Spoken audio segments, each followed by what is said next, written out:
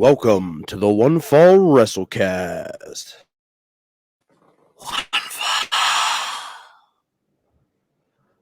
Hey, how we doing, gentlemen? What's up, fellas? Better. Now, Derek just became the AEW heavyweight champion of the world. I don't know how that happened. He became the AEW heavyweight champion of the Pee-wees. Look, everybody's got a fucking title belt now, so why not Derek? Derek should have one too. Right? If everybody's the champ, why can't Derek be the champ? We'll get into that here in just a second, Pally. I know you're excited to talk about that one. I appreciate the prop. I've awarded myself the $20 Walmart championship. Looks good. Looks good from here. I gotta get one of them. Hey guys, you know what else look really good? Did everybody know what else is gonna look really good? Dropping the bombs. Yeah. I'm excited about Edge. I'm an old man too. I get it. Yeah. Oh, the old men are still taking over Raw. I like Edge. I don't. We've talked about this before. He was a despicable human being. The rated R superstar is a terrible human being. So the fact that he's a babyface right now is sort of it's a little bit shocking. I mean, I know Adam Copeland, the man, is a nice dude now. Yeah, sure, yeah, but back when he and Lita were having sex in a ring. Did you see that thing recently that she said that she got threatened to be fired if she didn't do that? That's wild.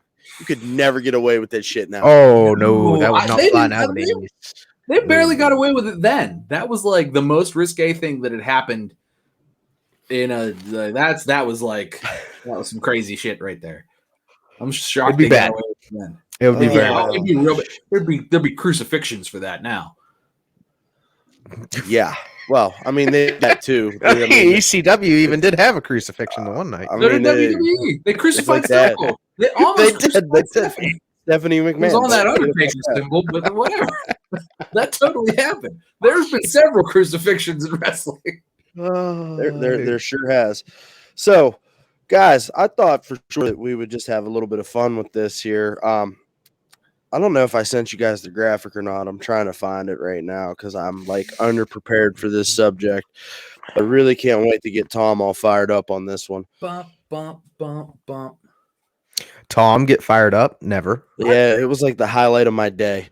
What? I saw this and I couldn't wait to bring this up. So I saw a graphic earlier today that said, as of next week's episode of Dynamite, so that would be as we record. I know what it is. I saw it. Go ahead. Championships from New Japan, Impact Wrestling, NWA, AAA, TJPW, Gato Move, Singapore Pro Wrestling have all appeared on AEW programming. And don't forget the FTW Championship, a title that was originally in ECW. Hang on, I gotta wet my whistle. Hold on. You guys notice Brian Cage actually isn't carrying that anymore? It's kind of strange. That would require me to want to watch AEW, pal. No, you didn't miss much. What? We'll talk about that too. Should I just talk? Is that yeah, man? I mean, listen. Yeah, I mean, Here's the thing. All right. So, let me set you up because I know that you can't wait to just dive right in. All right, I'm pouring a beer, so I've got patience. See, works out. We all need a little patience. What the hell is AEW doing? Okay. Yes. That was your lead-in? That was my lead-in. I love it. Okay. The answer to that question is chasing their own tail and somehow managing to get their own head shoved up their own ass at the same time. Because here's the problem right now is that there are so many championships running through on AEW, so many people with shiny belts, shiny titles. If we were talking in Vince McMahon talk, because he didn't like to call them belts, they're titles, they're championship titles, and they're title opportunities. But anyway, so many people with shiny belts It doesn't fucking matter. Literally every person that runs out there has a shiny belt, and some of them are like the $1 Million Man's $1 Million belt.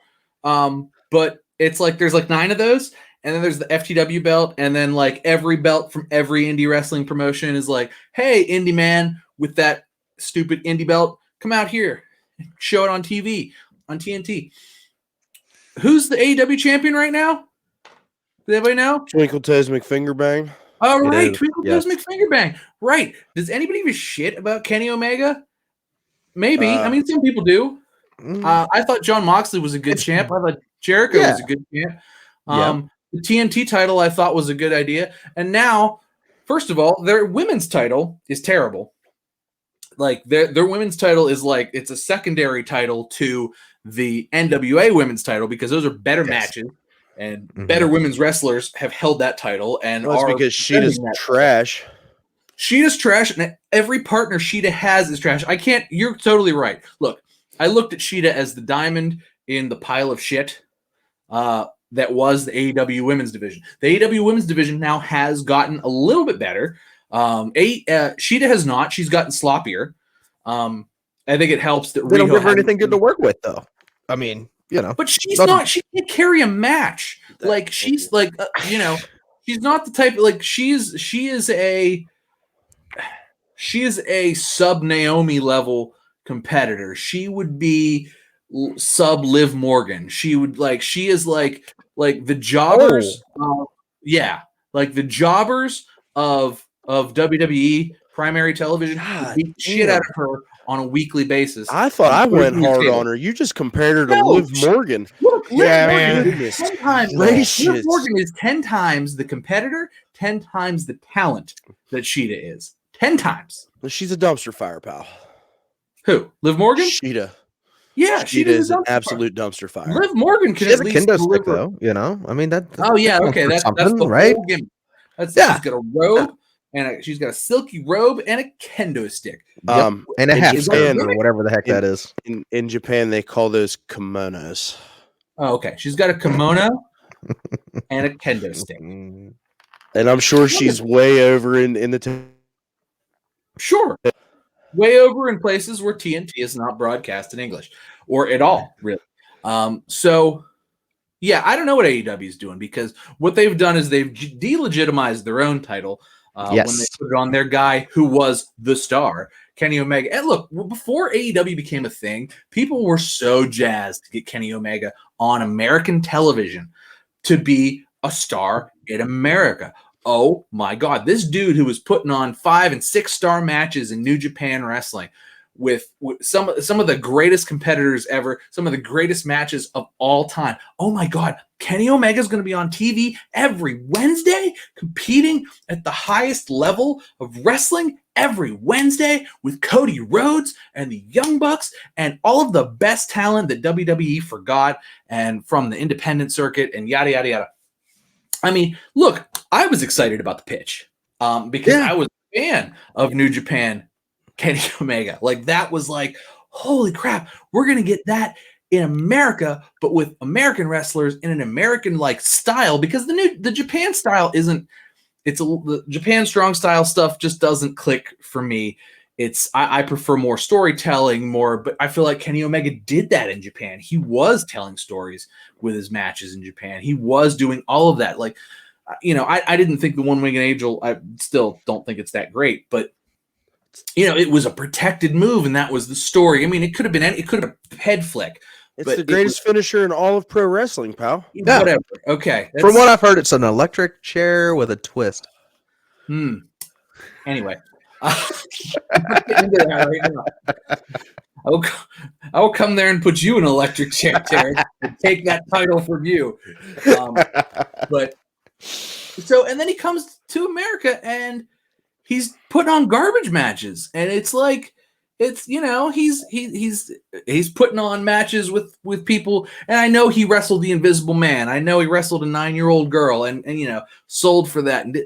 But like, he had the opportunity to come to America, come to AEW, and straight up not necessarily be a Stone Cold Steve Austin necessarily, but to just be a dangerous human, Yeah. And there should have been a lot more going on by now. And he was a lot more.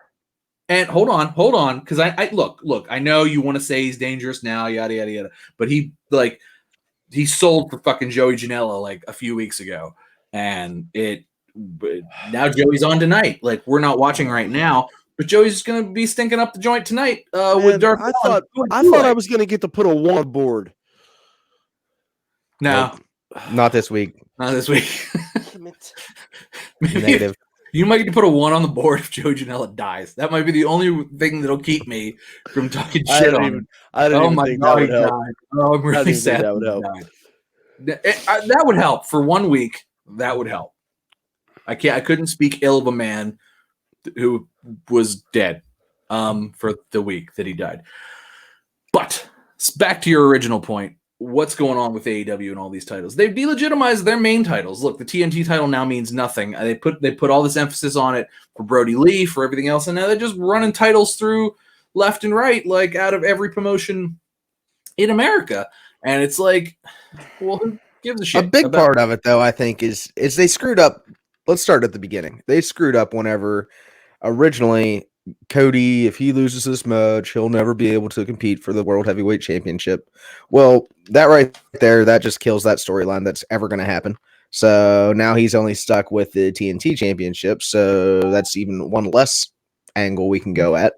You brought in the Murder Hawk Monster, and he's done nothing but just get shit on for weeks and weeks. I mean, he did win this past week against Eddie Kingston in a lumberjack match, which was not terrible. But I just don't understand the booking with their whole thing going on here. There's not a cohesive story going on. I want to see the Murder Hawk Monster be a monster. This is nothing at this point. We even got teased that he was going to change his gimmick a little bit. We had a picture of some hair in the ring, like he chopped it off, and then there's nothing. He just has hair still. I don't get it. But I really think that they've shot themselves in the foot, and they've like you said, they delegitimized their titles. They don't have anything to go on now. You've got Finger McBang on Impact Wrestling, which made me check out Impact for a minute. And it was not worth my time at all. You gave them $10, didn't you? I did. And you just used the free trial. No, I actually let them take money from my account. Man. And then I canceled that. You could literally you could have spent that $10 on anything else. It would have been better. Yeah, I would have rather got like Natty. The basket of fries and 2 McRib deal at McDonald's. That'd have been better. Been more worth it. You could have got like a nice sandwich. Like a good ass sandwich, like a $10 sandwich is a good sandwich. Yeah, hell yeah, that would have been way better than Impact Wrestling. They got a lot of work to do. The NWA title with Thunder Rosa. That's the best thing we've seen. Thunder Rosa is the best stuff that's going on right now. By far, they have no storylines going on. It's not. That's not even a. That's the problem. It's not a cohesive show. It doesn't even make sense.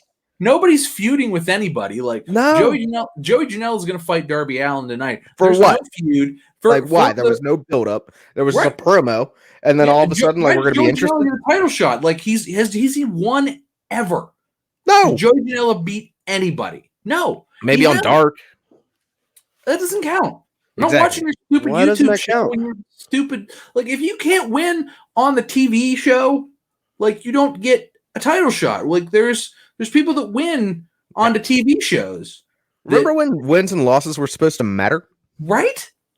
When did that get thrown out? Because like wins and losses were like, oh, wins and losses matter. They don't matter, at least not for the TNT title. You can lose every match you've ever been in and apparently get a shot at the TNT title. There's no like tornado thing. There isn't even a feud going on. Like, I would get if like Joey was like teasing Darby Allin and like jumping him and like hitting him with chairs or like hitting him with barbed wire and like tying him up. Like, they could have done something cool to build to this. I mean, they're not doing shit with Joey Janela. Like, Joey could have easily showed up and like punched Darby with barbed wire and like pushed him through things and like done stupid gimmicky like hardcore stuff until Darby got so mad that he was just going to challenge him for the title in like a hardcore match and beat the living hell out of him and make him bloody. Like, that could have been cool. You could have built to that, but they didn't do that. They cut a little promo where like Darby was like, when this started, I was the underdog and you were main eventing, and now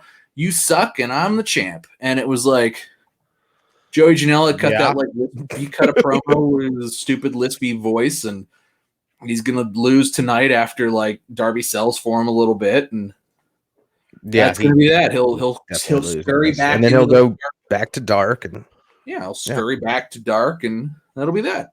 So Tom, can we just make you the booker? Jobbed real hard. The booker. Look, I could have booked AEW from the start. They had enough talent. I mean, oh yeah, they have a gold mine of talent. Don't get me wrong. It's just the way that everything's been booked. They let everybody do what they. It's not cohesive. It doesn't make any sense. It's like they let everybody do what they want to do. Like, I wrestled you last week. Let me wrestle you this. Let me wrestle this guy this week. Let me do this that week. And there's no cohesion. There's no storylines. There's just it's nonsense. I could watch a random episode, and it's like an episode of Family Guy. You didn't need to watch the episode. Basically, before. They're all random episodes. You know? Yeah. Like, you don't need to watch the episode before. You don't need to watch the episode after. Mm-hmm. It's like the one episode is just a self-contained. Here's a bunch of matches. Yeah. Here's who the champions are at this exact moment. But you know what? Whatever. There's no real reason for any of this to be going on, and that's the problem. And it's just like there's no reason for me to want to. I watched it this week or last week, and this week there's just no reason for me to want to tune in. Like, I don't care. Man, don't last week was bad. It was. And I'm the biggest AEW guy here. I know this, but it was bad. It was. I feel like we're stepping all over Walt. Walt's just like watching us shit on it, and Walt's like, no, you guys keep. Like, so something I want to say, because we were briefly touching on it in the chat beforehand, is that for years I thought that WWE was totally misusing Rusev, who is now Miro. Yeah. Best man. I thought they were totally still the best man now that they got married. I think he's just the best at being a man now. I don't know. I don't really know where that's going to go, but I didn't like the gimmick when it first started. But so I thought WWE was misusing him. And then particularly when they did the Bobby Lashley marries Lana thing, I thought that was like, oh man, this is terrible. Why are they doing this to this this talent, this generational talent that Rusev is? Because Rusev Day was over as hell, and it was great. Yep. Rusev Day. But then he gets to AEW as Miro, and I'm not going to say that the storyline he's been in AEW has been worse than the Bobby Lashley marries Lana. They booked him into a toilet. But it's not better. It's like, it's not good. No, that wedding sequence was terrible. It doesn't make me want to watch him more, It's not like like I was at least rooting for him in WWE. I can't say that I root for Miro other than like I liked his work in WWE. Like, he hasn't done anything. Has he had maybe 2 matches? I think 2 you're legitimate matches. 2 legit. I mean, he's done stuff, but 2 legitimate matches. I think one of them he got hurt in. So. Well, that could have took it down some. But yeah, that was, I don't get it. I don't get what you're doing with this man. You're wasting him. I mean, you're wasting everything. He could be challenging he could have come in and challenged for the title and like had a good long feud about it.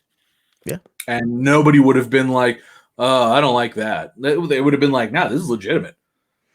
Like, he could have feuded with Cody or something. If they wanted to come in, he's got to pick somebody now. He's what? He's just got to pick somebody now. Nah, him and Kip Sabian are going to go at it now. Whatever. That's going to be stupid too, because Kip's not on his level.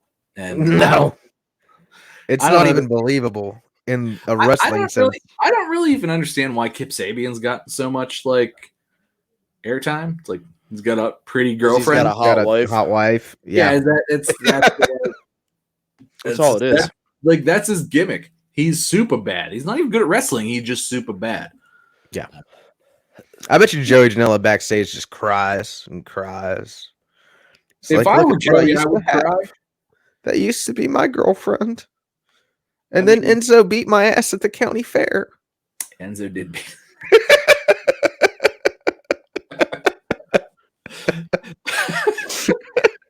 So I can't take. I don't know what they're doing, but it's less good. It's almost less good than Impact, which I also watched a little bit of this week. At least the women's Impact is good because Decay is back together on Impact. By the way, are they actually? Rosemary and Crazy Steve worse. Yeah, okay. How about, speaking of Impact and the women, how about Kiera Hogan trying to put herself over at Sasha Banks' expense?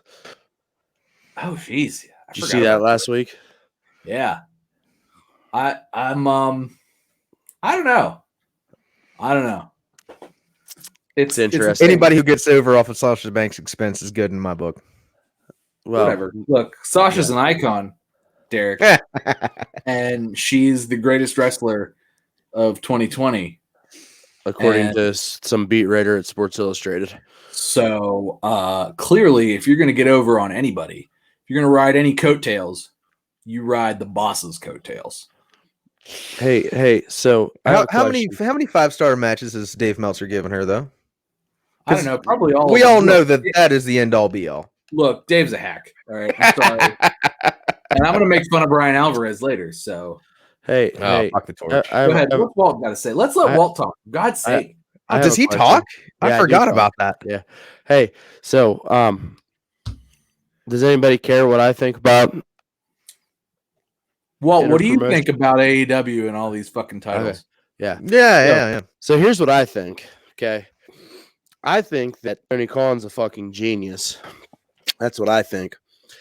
Because he's going to take all of the superstars all across the world and he's going to bring them in under one umbrella with the initials of AEW.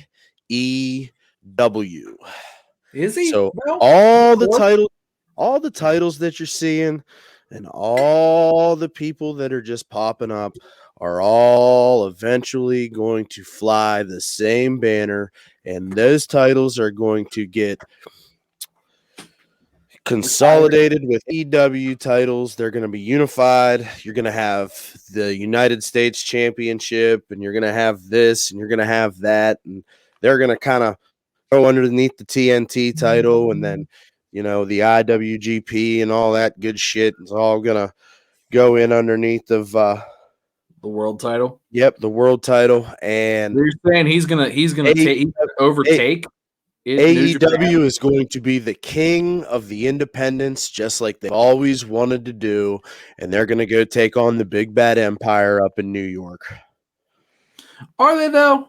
Probably not. Not with the way that things are going. But I'm just saying, theory. They got to get their booking straight, and they might have a chance. But right now, their booking is in the shit. I don't disagree with you that might be the plan, and that there on paper there might be an idea.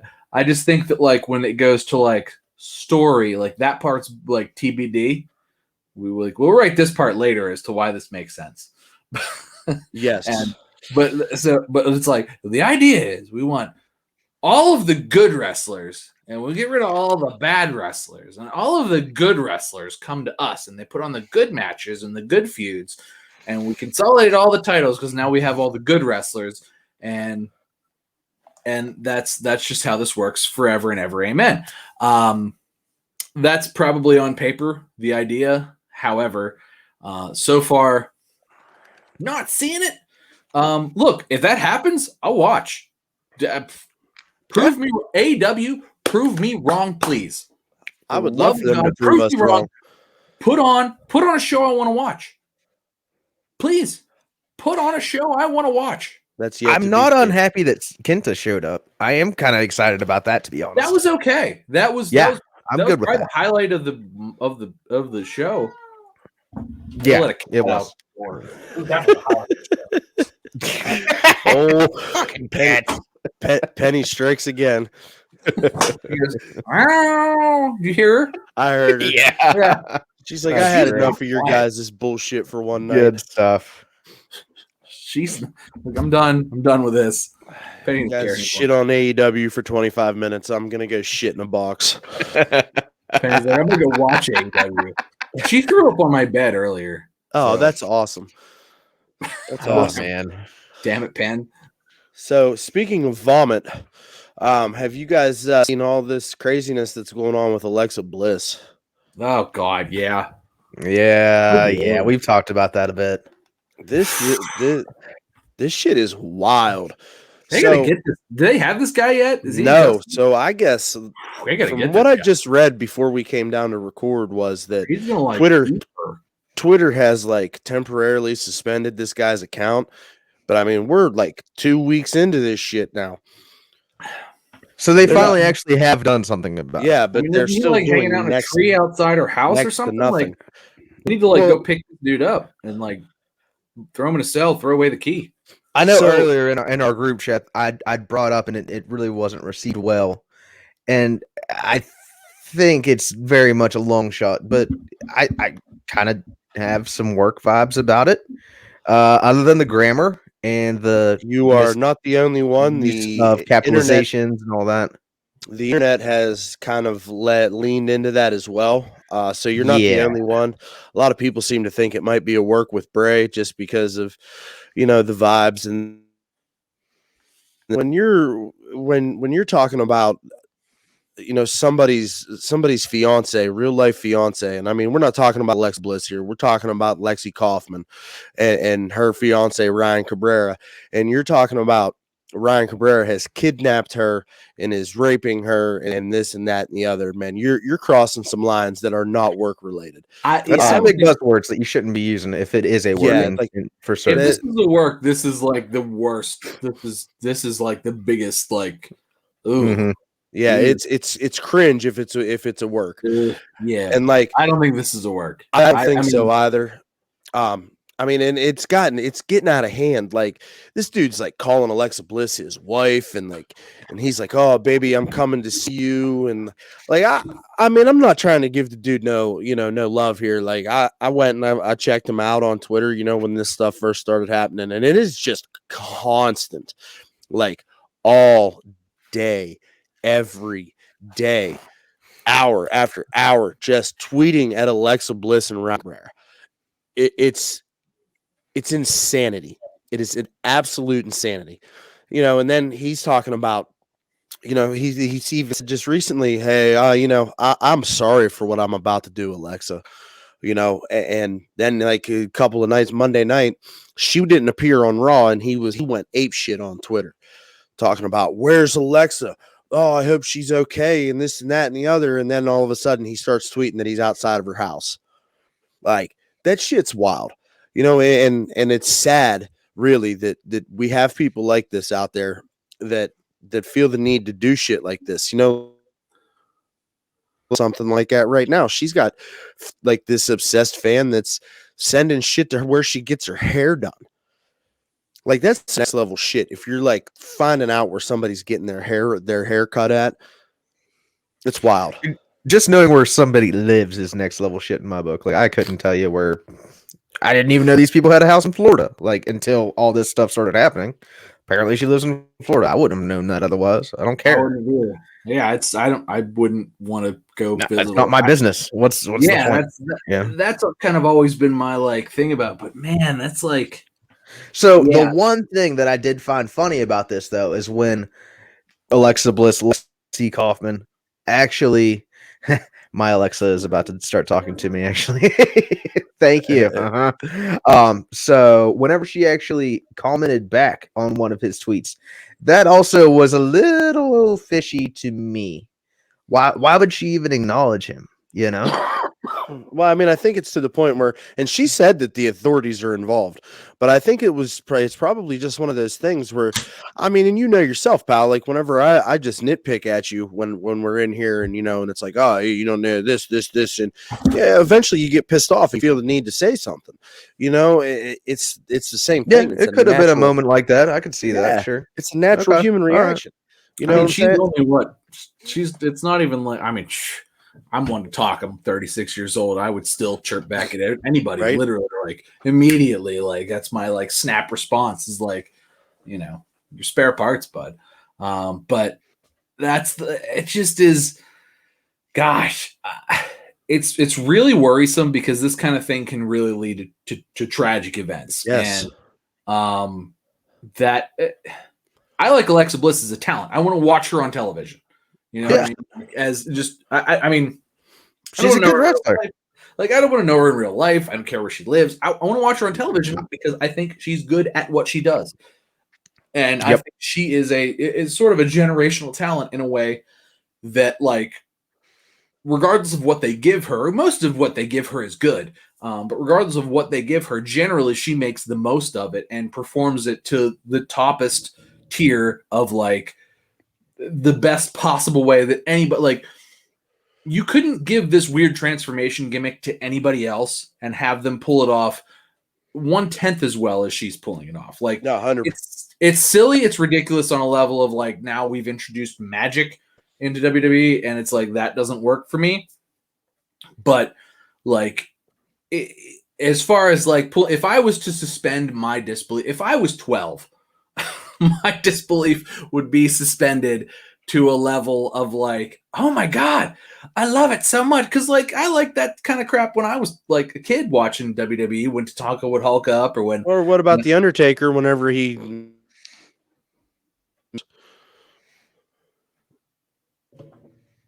Yeah. With his lightning bolts and shit.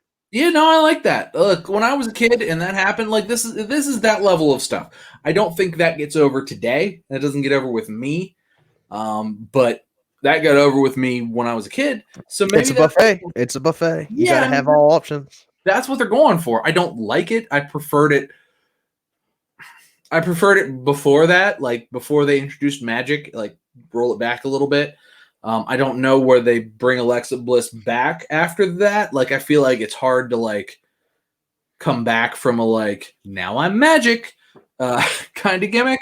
I don't know, man. I kind of like what they're doing with her right now, where, like, you know, she's popping out and it's like she's confused and, like, taking over. And, like, I mean, I'm sure they'll figure something out. She'll probably go away for a little while and then come back and it'll be like nothing ever. Yeah, they'll have to do that, I think. But I mean, as far as all of the Stalker stuff is concerned, it's really like, it's concerning, and I'm concerned for her. 100%. That's like one of those things where it's like, don't do that. Like, Jesus, like, don't, like give your balls a tug and fucking. Yeah, people are weird. Figure 100%, man.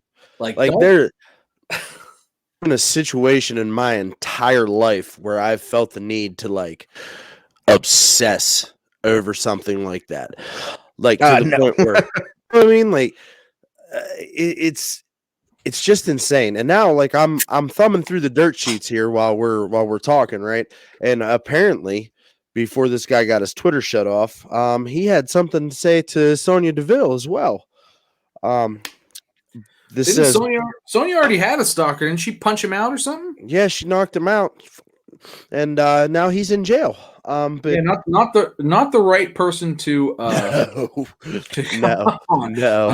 Legit MMA fighter, like, legit badass. Will crack your skull, and then you'll go to jail with a really bad headache. Yeah, and I think, if I remember correctly, he looked pretty fucked up in the mugshot. I don't think she was alone either. I think Mandy Rose was actually with her when that happened.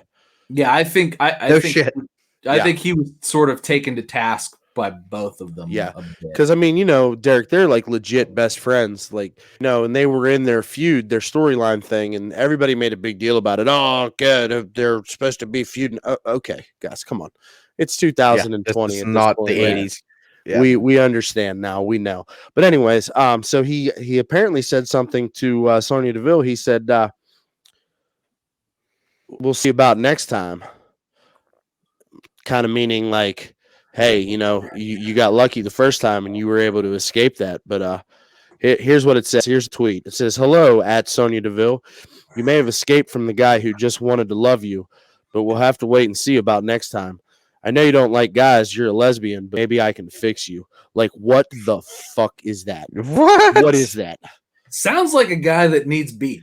Like they need to find this fucking guy. Like, this sounds like a guy that Braun Strowman needs to find and give him these hands. You know what I mean? Yeah, for sure. Yeah, he's gonna get some hands. That's not gonna be good. Like this, I feel like this could end two ways. One, tragically, which I hope it does not. Obviously, the authorities are involved, but I feel like stalking a wrestler, especially like a female wrestler who can fight clearly, Like none of the women wrestlers are necessarily like helpless damsels. Really, they're No. not. They're not. And we need to make that clear. But they're also generally surrounded by huge fucking dudes. Like huge fucking dudes who throw other huge fucking dudes for a living. Mhm. Braun Strowman and Alexa Bliss are fantastic friends. Yes. And I'm sure he's taken notice to this. There are people, look, I don't care if Braun's an MMA fighter or whatever. If you're a random dumbass on the internet who's a stalker, you don't want to meet Braun Strowman. No. If you've threatened his friend, because I mean he could probably legitimately. There's a comic where the Hulk takes Wolverine and rips him in half and throws part of him into Canada and throws the other part of him like to Florida, and like the Florida part has to crawl up to the Canada part to put himself back together. Braun Strowman could probably do that, except this guy's not Wolverine and he would just die. And That'd be fine. That's acceptable. Look, this is not a thing. One, it's dangerous. Two, it's not smart, because it probably ends up really bad. Like you probably go to jail, but like sort of in traction, because you maybe probably run into the wrong person and you get smashed and then you go to prison.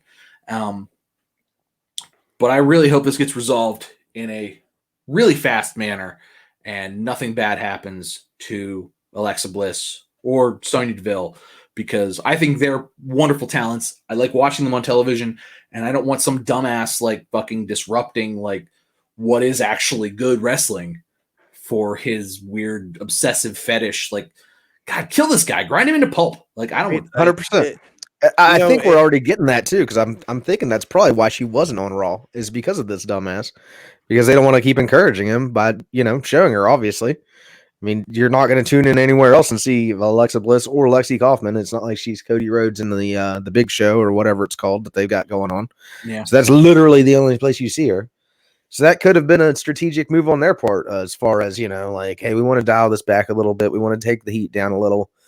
We're just going to go ahead and pull her from Raw this week. She's not going to have any sort of airtime, and give her a little break there. And it's a goddamn shame that that we have to even have this conversation about this, because there's so much. You don't need this extra layer of just creepiness and bullshit. I kind of, when I was talking about this with a couple of people, couple of my other wrestling buddy fans, I likened it to Jodie Foster. And then, I mean, dude, she almost got a president killed. Like, and it's kind of that same like obsessive, like, I have to do this to make you happy kind of thing. And that's like another level of some just mental illness, man. This is not, and if this is a troll and this is, somebody trying to be cute and somebody trying to be funny, you've crossed the line, pal. And it's time to stop. Because we don't have a little beyond troll. There's a little, like, it seems a little too much to just be, trolls are in it for the lulz. And you're throwing the rape word out there and everything. It's in 2020, 2021. That's not. I mean, this stopped being it's fun just a while ago, and this isn't funny now. I mean, Sammy was suspended for a couple months. Yeah, for a joke towards Sasha Banks about that type of thing from like 10 years ago. Yeah, he was like when he was a nobody, 17 years old, probably still wearing that panda head around and stuff. So, but I agree with you on this one, Tom. I hope that we can get this resolved as quickly and peacefully as possible, and let this little douchebag go to prison and become some big angry man's bitch. No peace for the douchebag. Well, I wouldn't hate it if he gets his skull cracked in the process. But yes, please. I do. I mean, look, I revel in the suffering of shitheads. So yes, I am totally fine with capital punishment, and No, I don't want him to die. I just want him to suffer. Suffering. Well, I don't want to pay for him for the rest of his life, you know? No, I think you just suffer. I don't care. I'm not paying for him. Yeah, fuck him. Fuck him. Oh, my skull is broken. I can't see straight. I'm so concussed. My skull is cracked.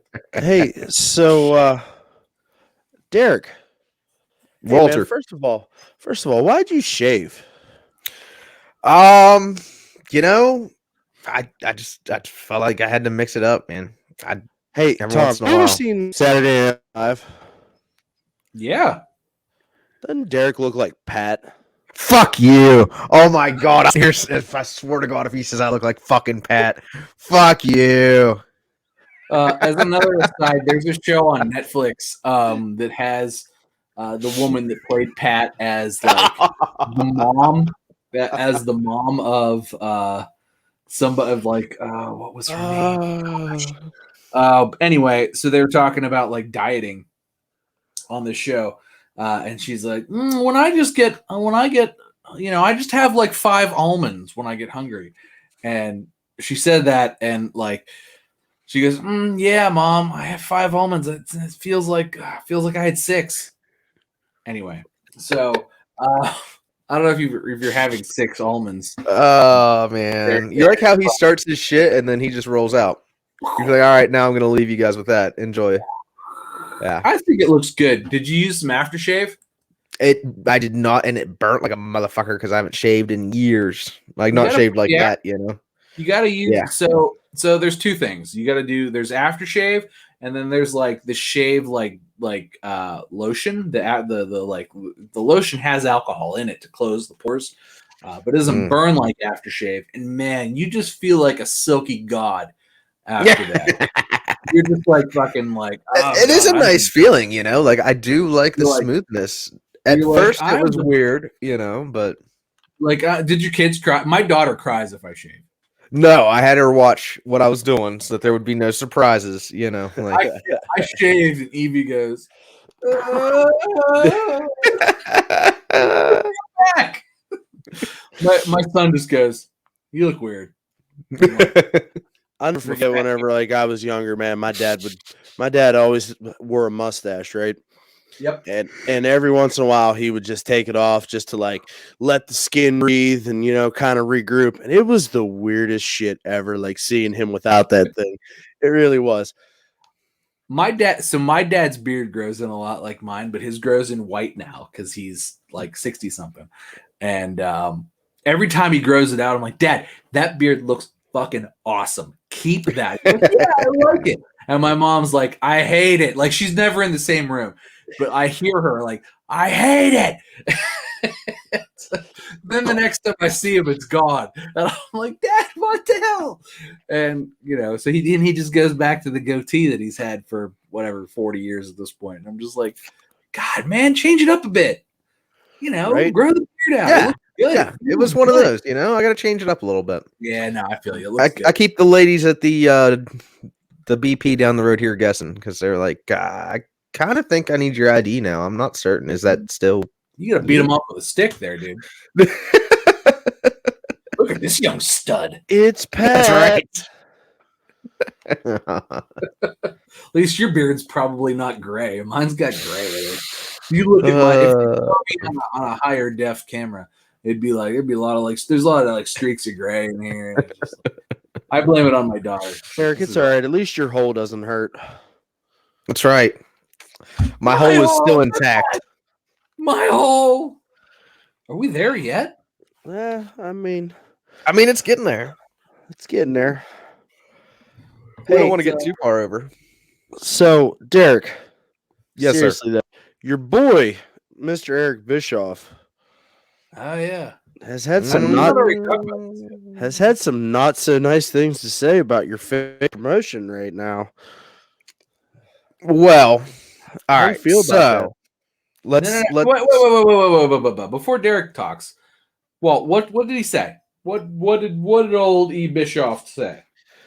Yeah. Mr. Bischoff said that AEW flatlined inside their first year. Eek. So, Derek, So, how do you feel about that? First off, let's just be clear about the whole situation here, because I think everything needs to be heard in the proper context, and context is king, as Eric would say. So, Calm down, pal. I guess he would. You've listened to more than I have. Yeah, he does a lot. Eric's podcast is about the business of professional wrestling. So, when he was saying this, he's really talking about the ratings, how many viewers they're pulling. So, I believe he was referring to, it was like 1 point some million the first episode, and then basically after that, it's been hovering around 800 to 900,000, and they've maybe popped the million mark one, possibly two more times after that first episode. So, he then referred back to Jericho talking trash on his show and saying that WCW was in a rut and boring for a while there and pulling the same old numbers over and over again. Nothing's changing. They're not able to expand their market in any sort of way, and they need to do some different things. So I think there was a slight little dig there on Jericho as kind of like see, now that you're an executive and you see what I was dealing with, maybe now you understand a little bit more that it's not as easy as just waving a magic wand and throwing Shaquille O'Neal out into a match, and all of a sudden you've got 1 million followers. You're still going up against the NXT every week, and that's basically splitting your ratings, because they're also pulling around 6 to 7, 800,000 viewers. So if you look at it in that way, you're still seeing anywhere between 1.5 to 2 million viewers of wrestling a week. This isn't back in the day whenever they have the Nielsen ratings and they were all jacked up and jumping back and forth between channels would get double digits here and there. This is 100% second by second. They know exactly what everyone is watching to the T with all the technology we have going on nowadays. Well, so what they say number-wise is what they know. They'll be able to tell you that in this household on Wednesdays at 8 p.m., in this household, we're watching NXT because AEW is a dumpster fire. I mean, it's 9:36 on Wednesday right now, Walt. Is NXT on in your house? Well, no, because somebody...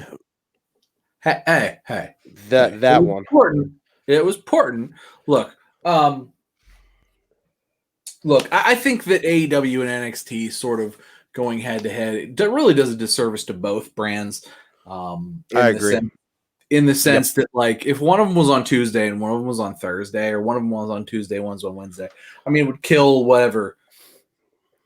Whatever indie promotion was on the other day. God, poor Ring of Honor, right? Because Ring of Honor is actually not terrible, but it would kill, Impact, I guess. And who cares? That's kind of the like. The fact that they're still holding their own and they're actually beating NXT week to week for the most part is impressive in itself. Beating, and so NXT for me too, and I feel like that beating NXT, yes, beating in the live, NXT's brand is built upon watching it on the network, and we don't get those numbers, like to this day I still kind of watch NXT on the network. I do.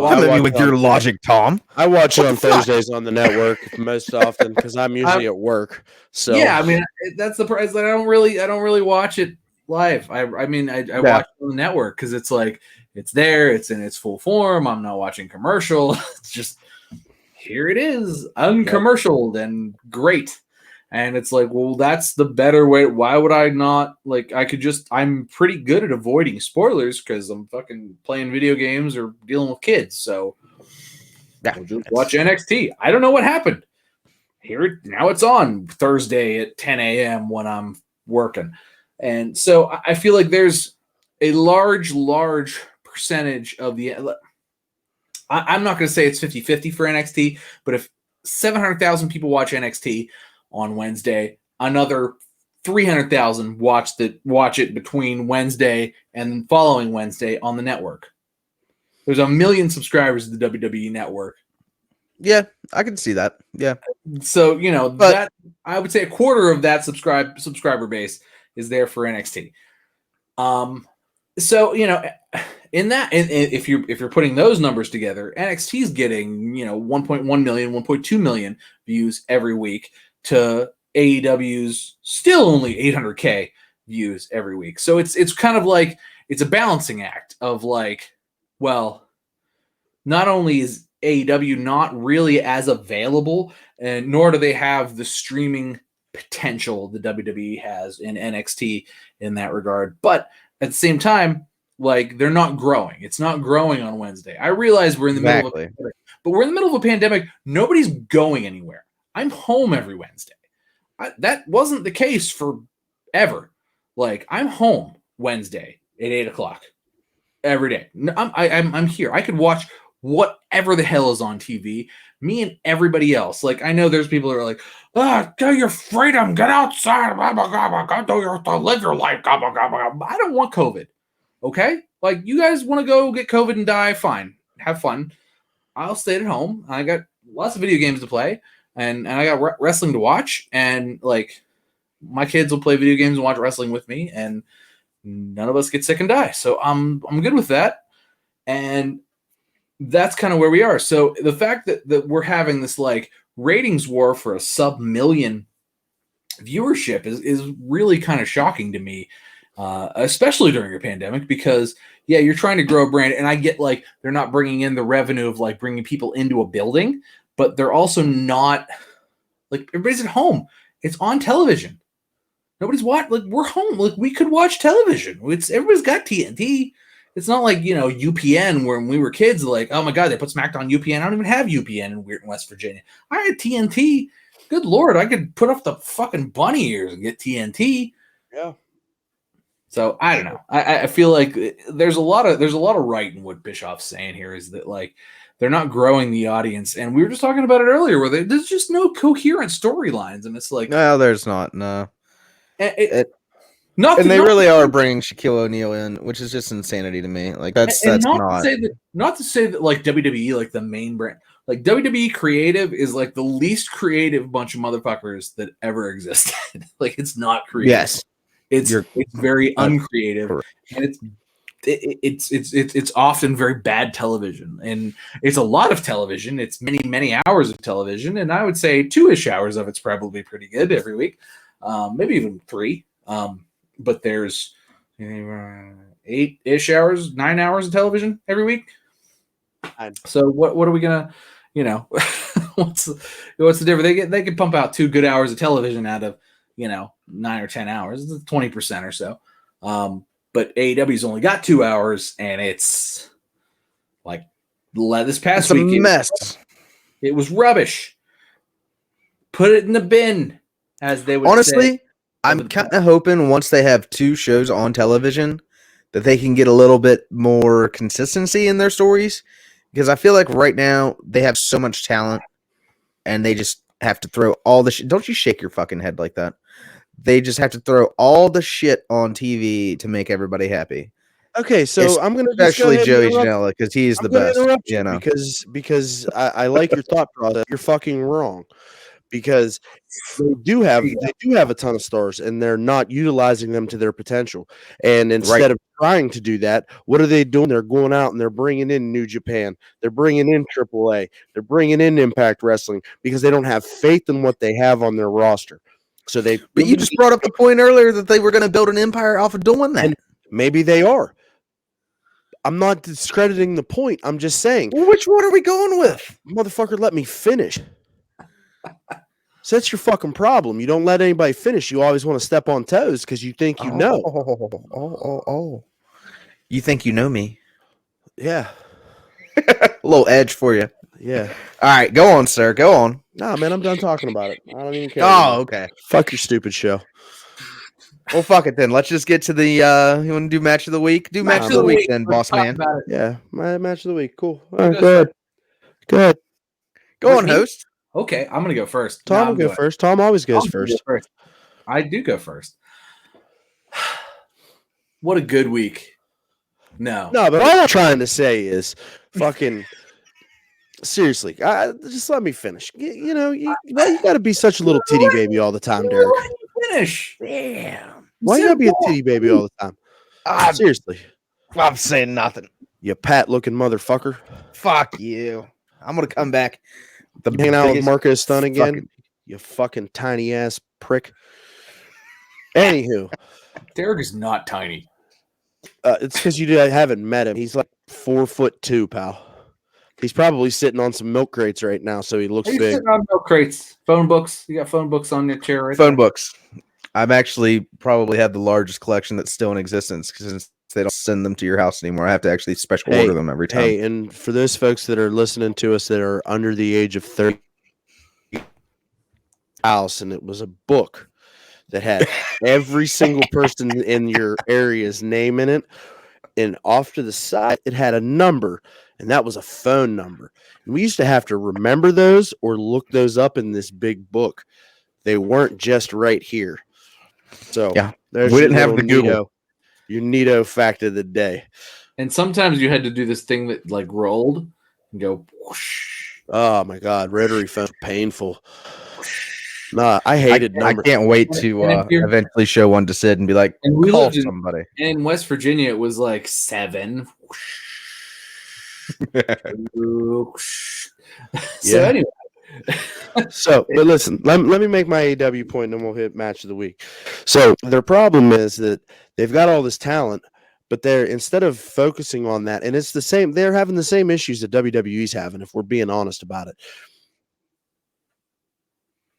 That you need to focus on to build up, especially AEW, because they're a new brand. There's a lot of people, and one thing I read too, and I think you're both going to agree with me. Somebody was a lapsed fan. I read this and said, "Hey, AEW, like I started watching wrestling again because you guys are something different, but stop assuming that everybody knows who some of these people are."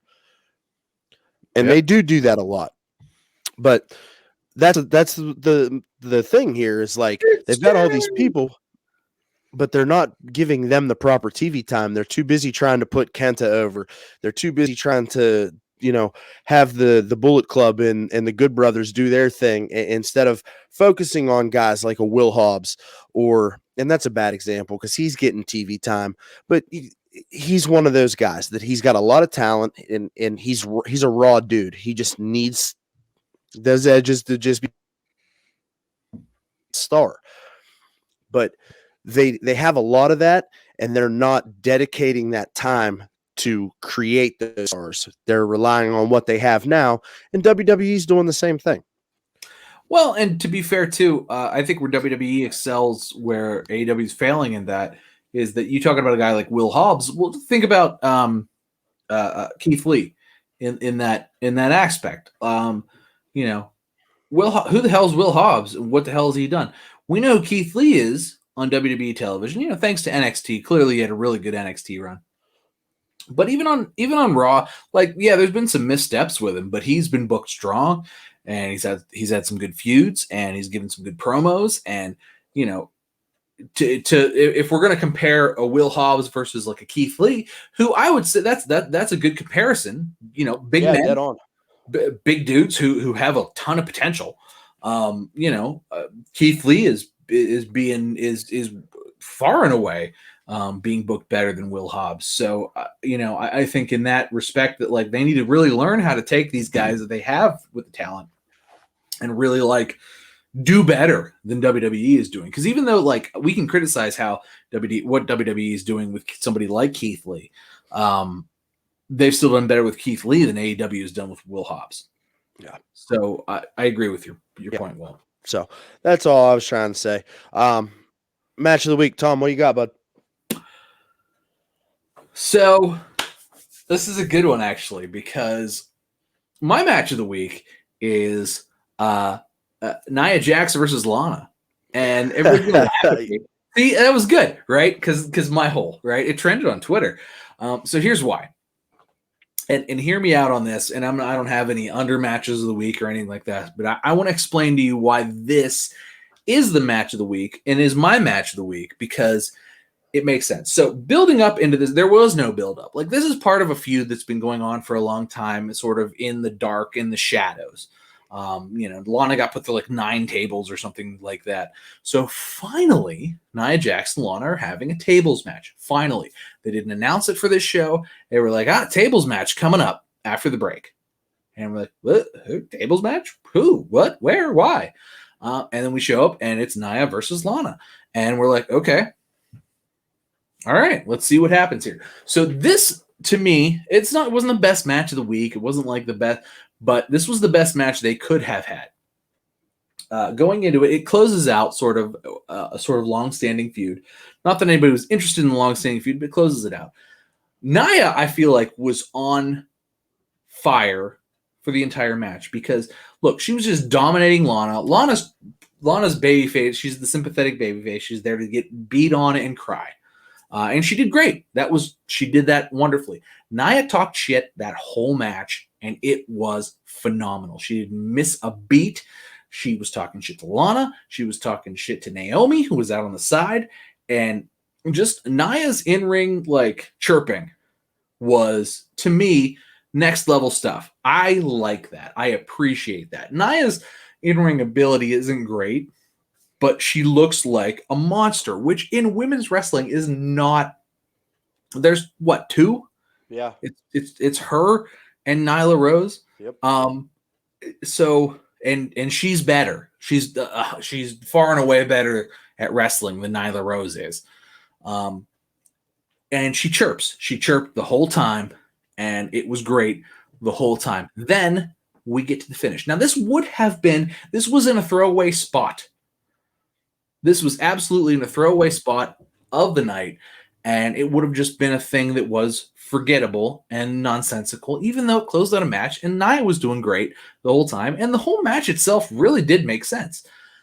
Nia goes to drop the leg, which is a standard Nia leg drop thing. On the apron, on the outside, Lana rolls out of the way.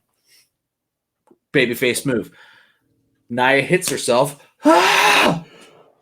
And like there's a table out there. She's like limping around, like holding where she leg dropped, and she throws the table over in a rage.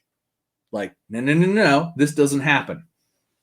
But then she yells, "My butt! My hole!"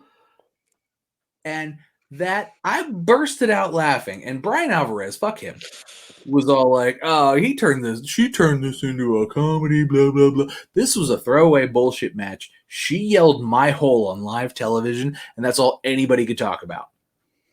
She turned the most throwaway match on television on Monday into the match that everybody talked about. Because of her hole.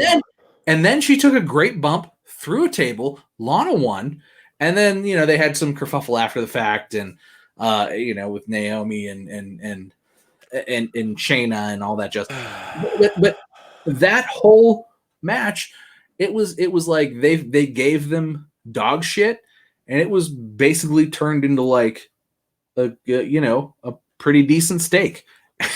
And that to me is really the crux of that, and that's why it's the best match. Like, they were put out there to fail. And not only did it not fail, it trended. And here we are talking about it. No doubt. Talking point. And there were other matches that night that were better, but were there other matches that were more memorable? Did things happen that were more memorable?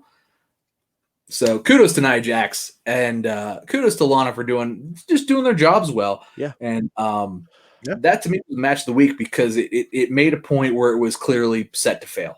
However, I don't know if you know on Raw Talk afterwards, Damian Priest made an appearance, and Charlie Caruso had said something. R-Truth nicknamed Damian Priest DP, and Charlie Caruso goes, "DP, yeah, I like that." Oof. And yeah. I don't think enough people watch. It's out there, pal. Oh, oof. It's out there. Oof. Yeah, oof. Oh, Chuck. Oof. Yeah, Chuck. Poor Chuck. Chuck, what are you doing? Don't say that, Chuck. He's sending signals. Don't say stuff like that, Chuck. Yeah. Come on, Chuck. Derek, what you got, bud? Match of the week. Well, first off, I got to say I did not have a lot of variety in my life, so I'm coming not from a position of strength. I will strive to be better next week. I will be best and watch more wrestling. Unfortunately, I'm going only with AEW this week, so it wasn't the greatest of weeks to watch only AEW, even though it was supposed to be a specialized episode this week as far as Beach Bash went. We had a little wedding action. We had a 8-man tag. That was pretty terrible to start off the night. Has there ever been a good 8-man tag? There's never a good one. I don't understand why they ever even try this. It's like, let's just go. Because they want to throw 8 dudes out there, like, hey guys, go be on TV. Yeah. They need a paycheck. Here's what they do though. If you look at it consistently every week, they open the show with a 6 or 8-man tag match, and they throw some names out there. Usually the Bucks open up the show with 6 other scrubs, and it's like, or they'll throw Lance Archer and Eddie Kingston and the Lucha Bros, and like they're mosh posh and shit together. And then over on the other channel, NXT opens every single Wednesday with a competitive women's title or a title picture type match. Every single Wednesday happens every single week. It's so you don't have to watch and you can watch NXT. Not that I hate watching Young Bucks matches though, because I do enjoy the flippy floppies. I'm one of those guys. I'm all about it. I'm over it now. I'm over the Young Bucks. I'm over them and the Lucha Bros. What's your match? Get to the match. Sorry.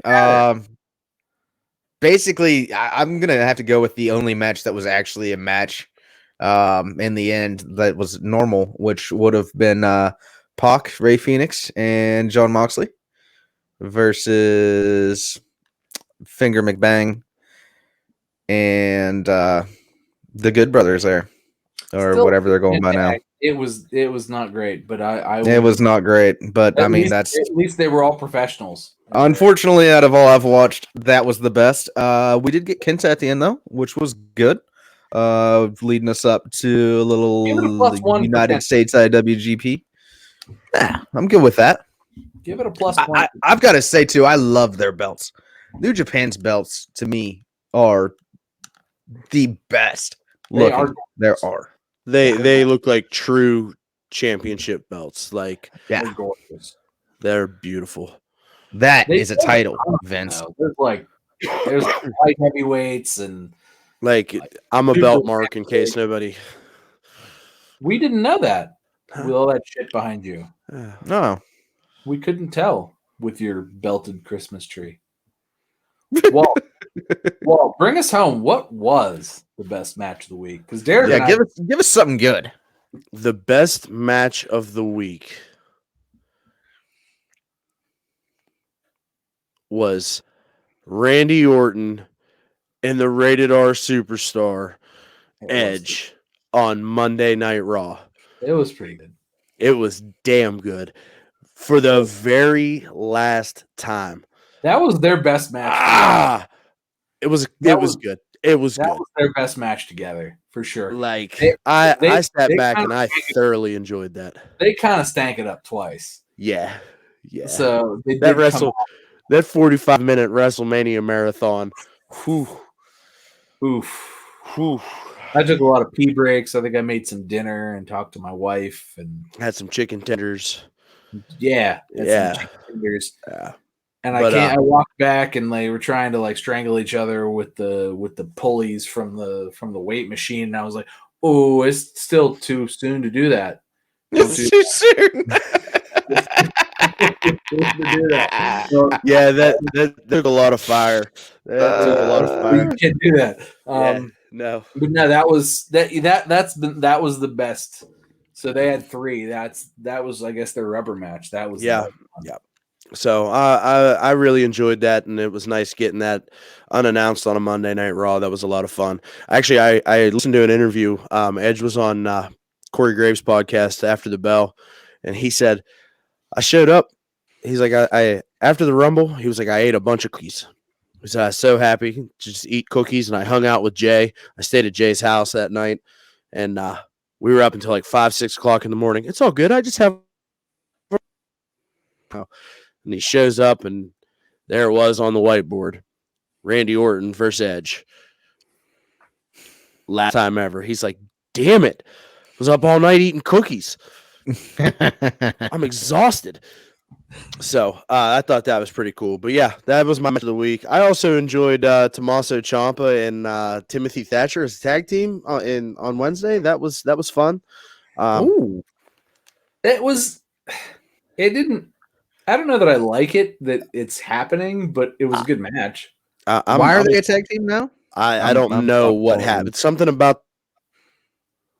But they're going to go up. Tonight they would have went against the young grizzled veterans, and I was actually really looking forward to that one. So I might be trying to find that one as soon as we come out of this. So these might sounds like some AEW booking to me. Yeah, I don't know about this. These might be a sort of get the new guys over because I'm over as hell. But I'm not going to main roster kind of matches. But no, I mean those are always good. Anything Ciampa's involved in is always like, oh yeah, super good. Yeah, good stuff. Although I want him to be that like terrible human heel. Oh God, do you remember when he didn't have fucking music? God, it was my favorite thing. He would walk out. I was watching Takeover Brooklyn the other day. Him and Johnny, and he walks down to the ring, and it's just quiet. And all of a sudden, the chant starts. "Fuck you, Ciampa." Walked into. You're the devil. And he finally gets to the ring, and he's standing in the corner, and he's going, "It's my time. It's my show." And they're just like, "Fuck you, Ciampa." Oh, it was great. God, dude. Not only that. Okay, so just to bring the circle around on that level of heel, he didn't have entrance music. He walked out to silence. He wore the best T-shirts, and they weren't on sale. You couldn't buy them. He would like they would ask him like on social media and on after things. He'd be like, "Oh no, my friend designed this and made it, and I just had the shirt made, and it's a great shirt. I love this, but you can't buy it." And that was it. That was the extent of it. It was like everybody wanted it, and it was just like, "Nah, sorry." And then he wasn't in the WWE game that year. Like I don't know if he was hurt or what, but like he just wasn't in it. It was like the best heel thing. It was like, what do you mean the guy who's the NXT champion is not in this game? Mm-hmm. And he just wasn't in it. And it was just so, it was, oh my God, to this, like, it's the best heel thing that's ever happened. And to me, it's like that, just like it fills all those like terrible parts of my heart. That's just like, God, I just love the suffering that, oh, so good. Anyway. So, gentlemen, I think that puts us down for this one, huh? I'm gonna have a haircut next week for sure. Hey, I might have a beard trim next week. I don't know. We'll see. I almost mullet this week. Yeah, I might grow mine back out. You know. Yeah, we'll see in about 10 years. So obviously, if you like what we're doing, please like and subscribe. Check us out on Instagram and Twitter at. That's ONE. We're doing some good things over there. I'm trying to get more active on the Instagram account. I kind of for a little bit. So check us out. We we've got the t-shirt shop. The link is in the description there. So check that out. Got some good stuff. Got a real nice hoodie. It's hoodie. It's hoodie weather. Nice price, nice hoodie. Yeah, for sure. I still got to get Tom his t-shirt. Tom's still got to get you his couch. You guys got to trade a couch for a shirt. Terrible human being. Couch for a shirt. Yeah, well, that's right, because we upped the timetable on the couch. Anyways, please take one. Yeah, take. I don't care. We'll figure it out.